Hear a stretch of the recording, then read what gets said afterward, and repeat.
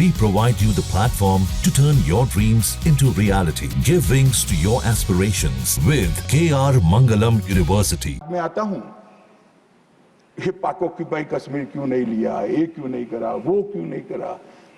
पहले तो वो सोचते थे कि कुछ ही नहीं होगा, हो गया तो ये क्यों नहीं हुआ। मैं कांग्रेस पार्टी को कहना चाहता हूं, पाक ऑक्यूपाई कश्मीर आपने दिया था, मगर लेने का काम भारतीय जनता पार्टी की सरकार ही करेगी और कोई नहीं। मानव, हमने तो हमला किया था आतंकवादी अड्डों पर, उनके हेडक्वार्टर पर, उनके संगठनों पर, उनके ट्रेनिंग कैंप पर, उनके लॉन्चिंग पैड पर, और हमारे आतंकवाद के ऊपर ये हमले को पाकिस्तान अपने पर का हमला समझ बैठा। और उन्होंने 8 मई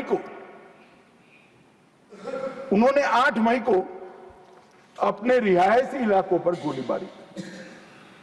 हमारे सेना के इंस्टॉलेशन पर मिसाइल शो, ड्रोन फेंके, कोई पहुंच नहीं पाया, मगर नदी की सीमा में गोलीबारी से निर्दोष नागरिक जो घूम रहे थे वो हताहत हुए। मान्यवर, फिर भी भारत ने संयम रखा। उन्होंने गुरुद्वारा तोड़ा, हम कुछ नहीं बोले, उन्होंने मंदिर तोड़ा, कुछ नहीं बोले। भारत ने तय कर लिया कि हम इसका जवाब उनकी रक्षा की क्षमता को क्षीण करने के लिए, कम करने के लिए करें। और इसलिए 9 मई को भारत की सेना ने 11 एयरबेस को ध्वस्त कर दिया, इनके डिफेंस इंस्टॉलेशन और airbase. 8 airbase Noor Khan, Murid, Sargodha, Rafiqui, Rahim Yar Khan, Jacobabad, Sukkur, Bholari, 6 radar system, Sukkur, Lahore, Arifwala, Chunian, Jacobabad और नयाचौर, और surface to air guided missiles की सिस्टम लाहौर और ओकारा की। पाकिस्तान ने हमले के बाद मानव लड़ने की स्थिति में ही नहीं था। ये पूछ रहे हैं किसके कहने पर समाधान हुआ, किसके कहने पर समाधान हुआ, किसी के कहने पर समाधान नहीं हुआ। पाकिस्तान घुटनों के बल हमारे डीजीएमओ को फोन किया कि भाई बंद करो। पहले से हमारा मकसद युद्ध का नहीं था, ना पाकिस्तान के अवाम को हम नुकसान करना चाहते थे। मोदी जी ने तुरंत कहा कि अगर पाकिस्तान रोकता है तो रोक लीजिए, और इसको भी राहुल गांधी आगे बढ़ा रहे हैं और पूछ रहे हैं। कुछ लोगों ने आशंका की कि कौन मरा वहां। मानवर, उनको मालूम नहीं है, उनके समय में जो जघन्य आपराधिक घटनाएं हुई, आतंकवादी घटनाएं हुई थी, वो घटना को घटाने वाले आतंकवादी हमें पूछते थे। मुझे तो कई लोगों ने पूछा कि भाई 90 दिन हुए क्या हुआ, 95 दिन हुए क्या हुआ, रोज 5 फोन आते थे। मगर उनके समय में जो बड़ी बड़ी आतंकवादी वारदातें हुई थी, मुंबई ट्रेन ब्लास्ट से लेकर मुंबई पर हमले की, उसके आरोपी आतंकवादी हमारे ऑपरेशन सिंदूर में मारे गए। मान्यवर, ऑपरेशन हाफिज मोहम्मद जमील जैसे मोहम्मद का प्रमुख, मौलाना मसूद का बड़ा बहनोई, मुदस्सर खादियान मरकज तैयबा का प्रभारी, मोहम्मद हमजाद जमील जैम और ऑपरेटिव मसूद अजहर का भतीजा, मोहम्मद यूनुस अजहर जैसे मोहम्मद का अमीर, मोहम्मद हसन खान जैम ऑपरेटिव, मोहम्मद हसन वो गंभीर रूप से घायल हुए हैं, जैम का वास्तविक प्रमुख अब्दुल मलिक, खालिद अबू अक्स और नोमान मलिक, ये सारे इतने घायल हुए हैं कि अब कुछ कर नहीं सकते। मान्यवर, ये जो हमला हुआ वो उन्होंने इनके दिल पर हमला किया है, आतंकवाद के दिल पर पहली बार प्रहार किया है। मान्यवर, पहले भी हमने सर्जिकल स्ट्राइक करी, एयर स्ट्राइक करी। एक प्रकार से सर्जिकल स्ट्राइक और एयर स्ट्राइक दोनों पाक ऑक्यूपाई कश्मीर में थी। मेरे जैसे लोग तो मानते हैं कि हमारी भूमि पर ही हमने हमला किया था, क्योंकि पाक ऑक्यूपाई कश्मीर ये सदन के द्वारा स्वीकारा हुआ संकल्प है कि पाक ऑक्युपाई कश्मीर भारत का है। मगर पहली बार पाकिस्तान की सरहद में जाकर हमारी सेना ने पराक्रम दिखाया है और आतंकवादियों के अड्डों को, उनके ट्रेनिंग कैंप को और उनके लॉन्चिंग पैड्स को खत्म करने का काम किया है। मान्यवर, ये चिदंबरम साहब कल भाषण में बोले कि ये नहीं कहा जा सकता कि ऑपरेशन सिंदूर निर्णायक था।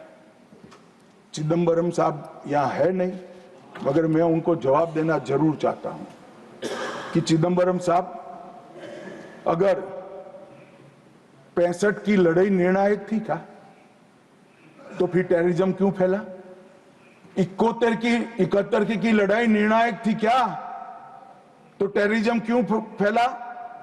और अनेक बार जो कार्यवाही हुई वो निर्णायक थी क्या? मान्यवर, जब तक दुश्मन या तो डर नहीं जाता या सुधर नहीं जाता, कभी निर्णायक अंत नहीं आएगा। मान्यवर, इतने सालों तक उनको डराने की, दंडित करने की कोई प्रक्रिया ही नहीं हुई। क्यों डरेंगे वो? हम तो डोजियर पर डोजियर भेजते रहे, कभी उनको जवाब नहीं दिया। नरेंद्र मोदी ने जवाब दिया मान्यवर, सर्जिकल स्ट्राइक करी, एयर स्ट्राइक करी और ऑपरेशन सिंदूर। खौफ पैदा हो गया है। मुझे मालूम नहीं, मेरे पास सूचना नहीं, रात को भी जब जाते होंगे, स्वप्न में हमारी मिसाइल से दिखाई पड़ती होती। ये डर से ही शांति होती है, ये सुधरने वाले लोग नहीं है मान्यवर। मगर चिदंबरम साहब कहते हैं कि आतंकी पाकिस्तान से आए थे, इसका सबूत क्या है? चिदंबरम साहब, सबूत तो हमारी एजेंसियों ने ढूंढ लिया। अब आप क्या बोले थे, इस पर क्या बोलना चाहते? मान्यवर, इनके चिदंबरम जी के कार्यकाल में ही अफजल गुरी की फांसी जब तक वो गृह मंत्री नहीं गए नहीं हुई। मान्यवर, बंबई का हमला, बंबई के हमले के बाद आज ये दिग्विजय सिंह चले गए हैं, उन्होंने कहा है तो आरएसएस ने कराया था। मान्यवर, ये क्या बोल रहे हैं? किसके लिए बोल रहे हैं? किसको बचा रहे हैं? क्या कहना चाहते हैं? और हिंदू टेरर का सगुफा किसने छोड़ा? मैं आज दुनिया के सामने, देश की जनता के सामने गर्व से कहता हूं कि हिंदू कभी टेररिस्ट नहीं हो सकता। हम कभी टेररिस्ट नहीं हो सकते। क्या कहना चाहते हैं? फर्जी टाइप के केस बनाए, एक भी केस अदालत में नहीं टिका। देशभक्त संगठनों पर आरोप लगाए आपने, सिर्फ आपकी छिछोरी राजनीति के लिए, क्षुल्लक फायदे के लिए। और फिर क्या कर लिया? फिर भी हार गए। हारे तो ना। और अब हर रोज कह रहे हैं कि आप हमेशा है नहीं, आप हमेशा नहीं रहेंगे, आप हमेशा का तो मुझे मालूम नहीं साहब। मैं 61 का हुआ हूं, 14 से 30 साल तक भारतीय जनता पार्टी की ही सरकार रहने वाली है। मैं चिदंबरम साहब को कहना चाहता हूं, आप डाल दो, भारतीय जनता पार्टी की सरकार में जीने 30 साल तक भारतीय जनता पार्टी की सरकार रहेगी। मान्यवर, मैं 2015 में बोला था हमारी उड़ीसा कार्यकारिणी में, भुवनेश्वर कार्यकारिणी में। अब ये 5 साल गिन लो तो 15 तो हो ही गए और 15 भी हो जाएंगे। मान्यवर, भारतीय सेना के लिए कभी भी इन्होंने तैयारियां नहीं की। चीन के कई जवानों ने चीन की लड़ाई के बाद लिखा, हमारे पास बंदूक छोड़िए, कारतूस छोड़िए, नमक, चीनी और माचिस भी उपलब्ध नहीं थी। घनघोर ठंड में पहनने के लिए हमारे लिए ठंड के कपड़े भी नहीं थे। मान्यवर, आज वही सेना ब्रह्मोस से लैस है।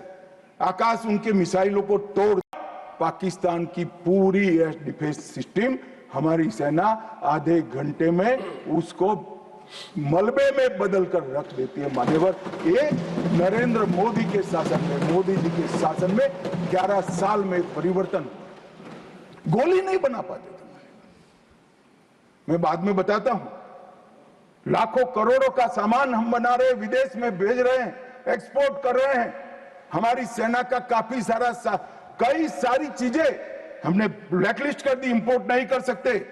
और R&D के लिए एक बहुत बड़ा इकोसिस्टम बनाने का काम देश के प्रधानमंत्री नरेंद्र मोदी ने किया है। सेना और पूरे देश को जहां भक्ति है हर शब्द में, कथाओं में छुपे हैं दिव्य रहस्य और ज्योतिष देता है जीवन को दिशा। धर्म से जुड़ी हर बातों को जानने के लिए हमारे चैनल स्तुति को सब्सक्राइब करें। चैनल पर जाने के लिए इस लिंक पर क्लिक करें।